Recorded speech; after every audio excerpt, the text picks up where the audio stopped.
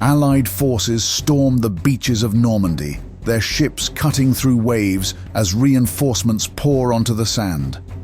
Above the rumble, German commanders frantically call for support. Their pleas echo across command channels, but are met only with silence. Adolf Hitler refuses to yield. Intelligence paints a clear picture. A massive Allied invasion force stands ready at Pas-de-Calais, waiting to strike.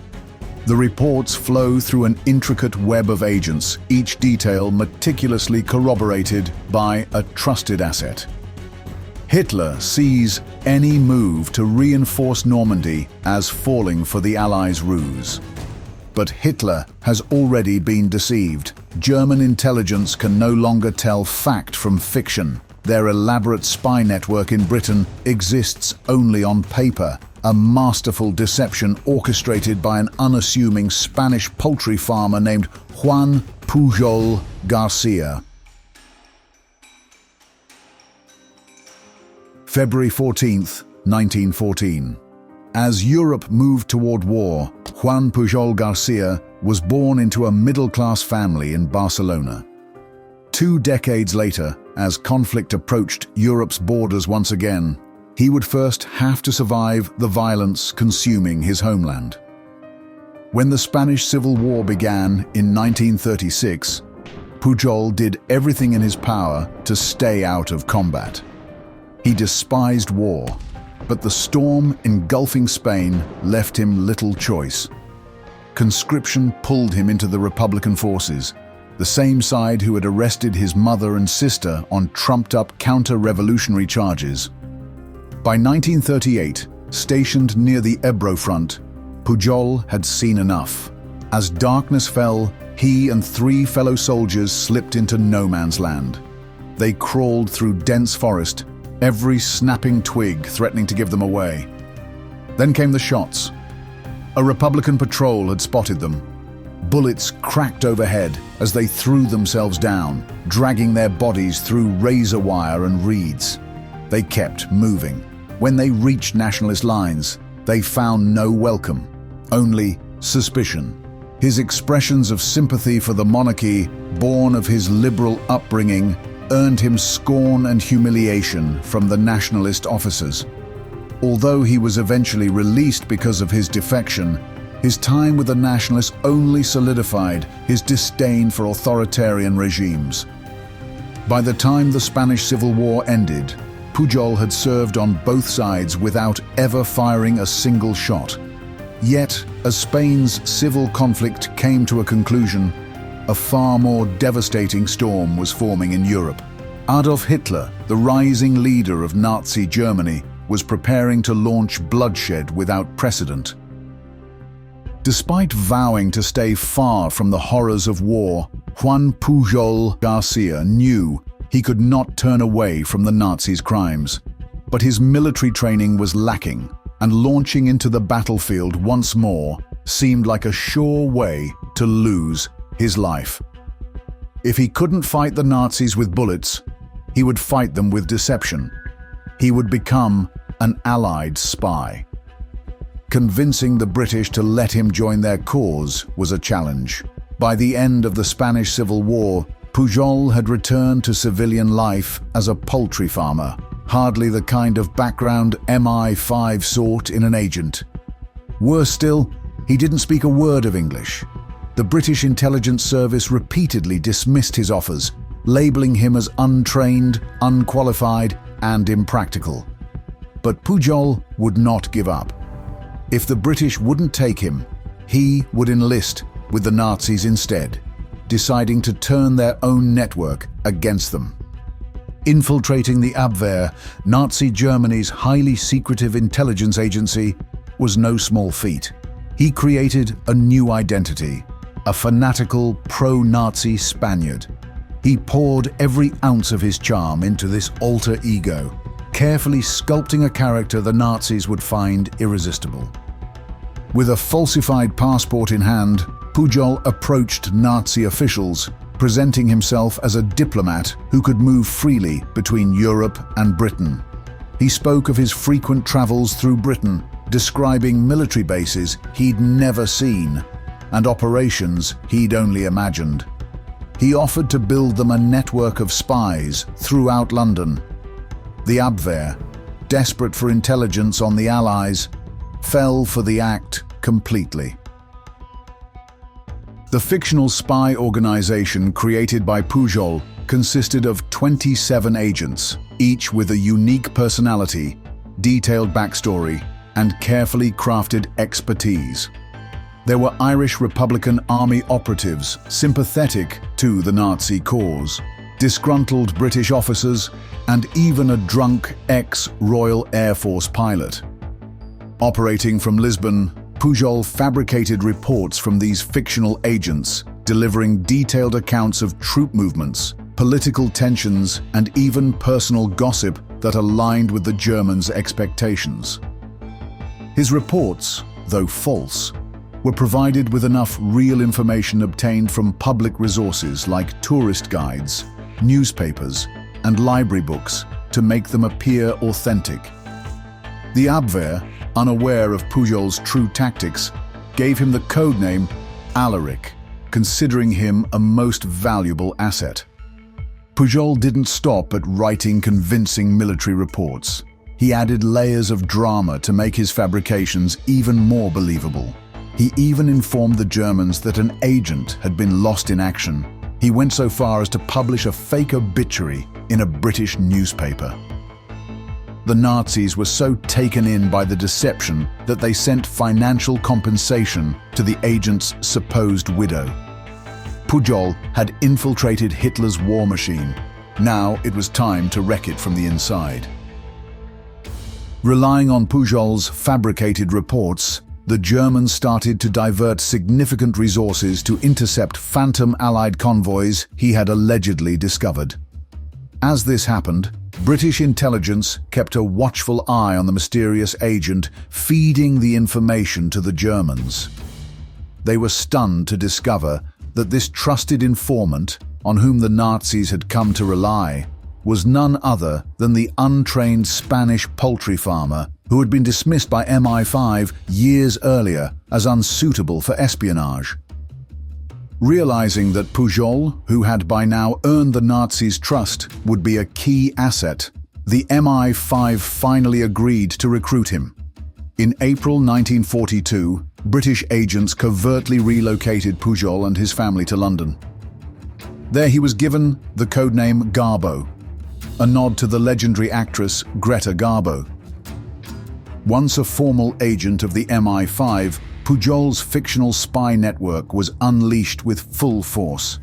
Working closely with British intelligence, he refined his craft, feeding the Germans a meticulously curated mix of lies with half-truths to ensure the Germans kept trusting him while ensuring their efforts were wasted. As Pujol's deceptions gained momentum, the Germans poured resources into his fake operations. By the end of the war, it is estimated that the Abwehr had funneled over $340,000 to fund his fictional network of 27 agents, a fortune used to sabotage their own war effort. But small-scale deception wasn't enough to secure victory. To defeat Hitler, the Allies needed to orchestrate the most ambitious misinformation campaign in history, an operation so monumental it could alter the course of the war by ensuring the success of D-Day, and Pujol would need to play a crucial part in it. Operation Fortitude was one of the biggest deception campaigns of World War II, intended to convince the German High Command that the Allied invasion of France would target Pas-de-Calais, the narrowest point of the English Channel, instead of the beaches of Normandy. Using his false espionage ring, Pujol transmitted encrypted radio messages to the Abwehr, fabricating reports that painted a convincing picture of Allied troop movements and invasion plans targeting Calais. Pujol's intelligence described massive troop buildups near Dover that pointed to the northern French port as the logical invasion target, which other double agents corroborated. The information was so credible that it reached Adolf Hitler himself. Recognizing the catastrophic consequences of an Allied invasion at Calais, the Führer ordered 2 armored divisions and 19 infantry divisions to remain stationed there. But as the invasion at Normandy approached, cracks in Pujol's deception began to show. The Nazis began to suspect that Normandy, not Calais, might be the actual Allied target. Pujol had to act quickly, transmitting urgent messages that framed Normandy as a diversionary attack meant to draw German forces away from Calais, keeping the Germans locked in a strategic limbo. The Allies supported Pujol's story with physical deception. Inflatable tanks and dummy aircraft stationed near Dover created the illusion of an enormous invasion force poised to strike at Calais. Vans roamed the countryside, transmitting fake radio chatter, simulating troop movements that didn't exist.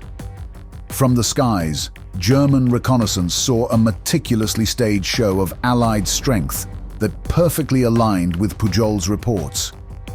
They were not confident about the Allies' plans, but they had no other option than to trust the intelligence of their esteemed Spanish agent.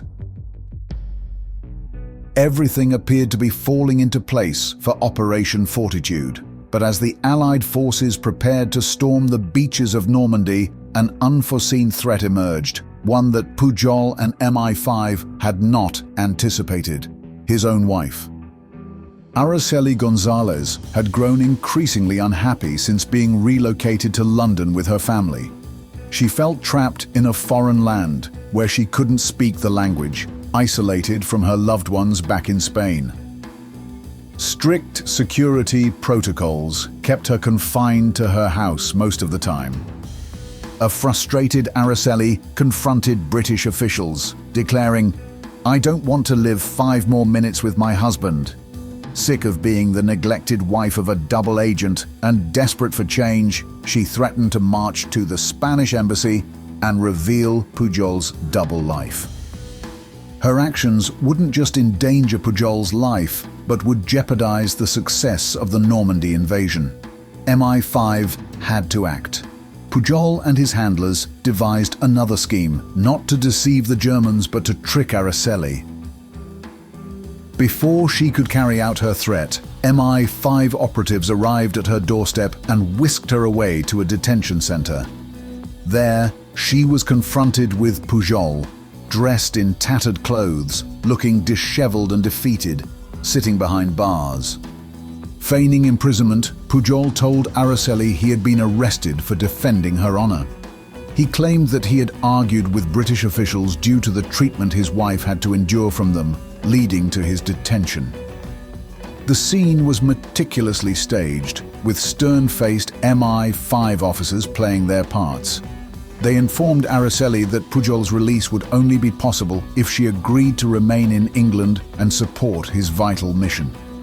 Seeing her husband in such a pitiful state, Araceli relented. She agreed to stay in England, shelving her frustrations and her plans. With Pujol's marital crisis averted, Operation Fortitude remained on track, and the Allied invasion of Normandy proceeded as planned. On June 6, 1944, the first groups of soldiers stormed the beaches under machine gun fire and exploding shells.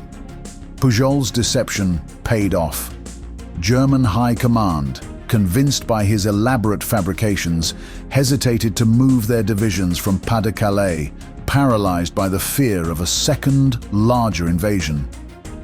Even as reports from Normandy poured in, showing that the Allies were gaining ground, the Germans refused to commit their forces, keeping their troops in the wrong location.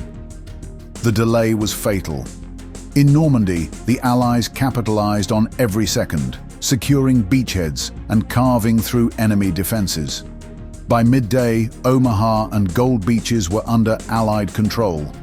Paratroopers, who had dropped behind enemy lines hours earlier, linked up with advancing ground forces, slicing through German defenses. Resistance crumbled as naval bombardments wrecked Nazi positions, forcing soldiers to abandon their bunkers as they were reduced to rubble. Allied victory flags were raised atop cliffs that had been lethal traps hours earlier. By the time the Germans realized that Calais was a feint, it was too late. The Allies had established a solid foothold, supply lines were secure, and the German forces in Normandy were being relentlessly pushed back. Hitler's forces had been tricked by the man they believed to be their hero. Even after the Nazi defeat on Normandy, the Germans remained oblivious of Pujol's betrayal. His alleged efforts to expose the Allied invasion earned him the coveted Iron Cross, one of Germany's highest military honors, personally approved by Adolf Hitler. Only months later, the British recognized his brilliance by making him a member of the Order of the British Empire, making him the only agent decorated by both sides of a war. Victory, however, came with a bitter edge for Pujol as the war drew to a close. While the Allies celebrated the downfall of the Third Reich, Pujol knew his work had painted a target on his back. His true identity as the man who had tricked Hitler's army was now known, and he feared retribution from vengeful Nazi agents who had survived the war. Realizing that remaining in Europe would be a gamble with his life, Pujol made the decision to vanish entirely. He fled across the globe to the coastal towns of Venezuela, but simply disappearing wasn't enough to ensure his safety. To throw off any potential pursuers, MI5 orchestrated one last scheme with Pujol, staging his passing. Reports began to circulate about Pujol succumbing to disease in the jungles of Angola, with rumors of malaria being the cause of his tragic fate. The world believed Juan Pujol García was no more, but in reality, the man who had deceived the Nazis went on to live a quiet life, managing a small bookstore by the sea.